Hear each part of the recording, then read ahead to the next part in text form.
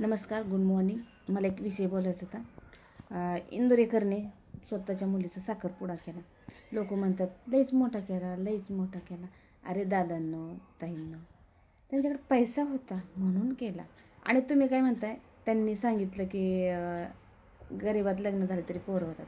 असं नाही, त्यांनी आपल्याला सांगितलं. कारण आपण काय म्हणतो, मी गरीब आहे, माझ्याकडे पैसे नाही आहेत, म्हणून त्यांनी सांगितलं गरीबात गरीब लग्न केलं तर चालतं. आणि मोठं कुणी केलं? आपणच केलं. आपण काय करतो माहिती नाही का, मुलाचा बड्डे, बोलव कीर्तनवाल्याला. आई मेली, बोलव कीर्तनाला. बाप मेला, बोलव कीर्तनवाल्याला. मग हे आपण काय करतो, 2-2, 3-3 लाख रुपये आपण फी देतो. त्यांची चूक नाही आहे, ही त्यांच्याजवळ पैसा आहे, त्यांच्या मुलीची हवस होती म्हणून त्यांनी केलं. ते बी गरीब परिस्थिती असतं, त्यांनी तर गरीबच केलं असतं. बरोबर आहे ना. म्हणून मोठं कोण करतं, आपण करतो, हे आपल्याला कळलं पाहिजे. कुणी निवडून आलं, बोलव इंदुरीकरला. कुणी काय झालं, बोलव इंदुरीकरला. त्याला 2-2 लाख रुपये देण्यापेक्षा तुम्ही गरिबांना द्या. गरिबाचा समाज मोहरा आणा गरिबांना. पण आजकाल हे बी आहे की गरीब आहे कोण, अजूनपर्यंत कळलंच नाही. आता मी बी म्हणते मी लय गरीब आहे, पण आपण गरीब कोण असतं, त्याला 2 टायमाला नीट जेवण बी भेटत नाही, तो गरीब असतो. आपल्याला 2 टाईम जेवण भेटतंय, आपण गरीब नाही आहे. आपल्याला हात आहे, पाय आहे, डोळे आहेत, हेच आपली इष्टक आहे. आणि तुम्हाला वाटत असेल मी काय बोलते. हां, इंदुरीकरचा प्रश्न राहिला. ते सगळेच म्हणतात इंदुरीकरने एवढं मोठं कार्यक्रम केला, एवढा कार्यक्रम केला. अरे त्यांच्या साखरपुड्यात एवढा कार्यक्रम, अजून लग्न राहिले, मग तुम्ही किती चर्चा करताल? हां, चर्चा तर झालीच पाहिजे, असे तुमचे म्हणण्याचा उद्देश आला. चर्चा करू नका, तुम्ही त्यांच्यापेक्षा मोठं करा.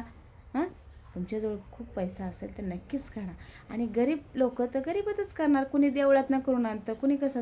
लग्न करायच पाहिजे, पण ज्याच्या त्याच्या ऐपतीनुसार केलं पाहिजे. की आपण हां, आपल्याला गरीब परिस्थिती, आपल्या गरीब परिस्थितीने आपण जशी जशी ऐपत आहे तशी तशी करेल. म्हणून इंदुरकरेकडे भरपूर पैसा आहे. आज तो महिन्याला 40 लाख म्हणा, 30 लाख म्हणा, 20 लाख म्हणा, 10 लाख म्हणा, 5 लाख म्हणा, तो कमवतोय. बरोबर आहे ना. आपल्या ऐपतीनुसार आपल्याला आहे ना, 10,000 आहे, कोणाला 15,000 आहे, कोणाला 20,000 आहे. हे आपल्यासाठी मोठी इष्टक आहे. आणि आपण दुसऱ्यांचं बघायचं नाही, दुसऱ्यांनी किती मोठं केलं, आपल्याला कसं मोठं करता येईल हे तुम्ही बघा. आणि जसं आपली ऐपत आहे तसंच आपण करतो. लोक म्हणजे आमची काय ऐपत नाही का? अरे बाबा, आपल्याला 2 टाईम नीट जेवाय भेटत नाही ना, आपली काय ऐपत बघता. म्हणून आणि कुणाचीही टीका करू नका. जर चांगलं बोलता येत नसेल तर वाईट बी कुणाला बोलू नका, असं असतं. आणि वाईट तर नाहीच बोलावं माणसाने कुणाला. मी कधी बी बघा कुणाला कमेंट करते ना, चांगलीच करते. आणि मला नाही आवडलं तर मी रील्स मोहरं सारते की नाही आवडत, म्हणून तुम्ही तसंच करा. वाईट कमेंट कुणाला करू नका आणि त्याच्याविषयी वाढू नका. तुमच्या रील्स एक मोहरं तरी जातील, नाहीतर मागं तरी राहतील. म्हणून त्याच्यासाठी कुणावर टीका करू नका. आणि व्हिडिओ कसा वाटतो कसा नाही हे मला नक्कीच लाईक शेअर करत जा. आणि माझ्यासंग बोलू बी शकता की ताई तुम्ही चुकता, की असं नाही बोललं पाहिजे, नाही ताई तुम्ही बरोबर आहेत असं बोललं बी पाहिजे. आणि मी एवढी तुमच्यापेक्षा मोठी बी नाही आहे की मी तुम्हाला शिकवेल.